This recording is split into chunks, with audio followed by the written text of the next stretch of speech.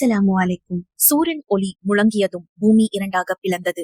அதிலிருந்து இரு மனிதர்கள் தங்கள் கல்லறையிலிருந்து எழுந்தனர். ஒரு மனிதன் ஹாரிஸ், முகத்தில் அமைதி, இதயம் முழுவதும் லா இலாஹா இல்லல்லா என்று ஓதிக்கொண்டே இருந்தார். மற்றவர் ஃபாரிஸ், பயத்தில் நடுங்கி மூச்சு திணறி தவித்தார். அவர்கள் சுற்றி நோக்கினர். முடிவே இல்லாத ஒரு பரந்த தளம். மரம் இல்லை, நிழல் இல்லை, தப்பிக்க இடமும் இல்லை.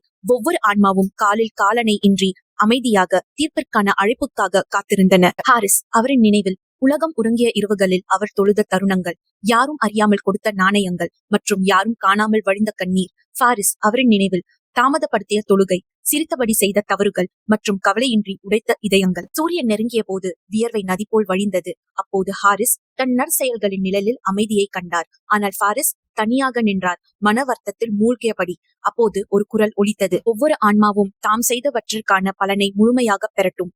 அதுதான் அந்த நாள். அன்று உண்மை தெளிவாக வெளிப்படும் மற்றும் ரஹ்மா விடிய காலைக்கு முன் அதை தேடியவர்களுக்கு மட்டுமே சொந்தமானது.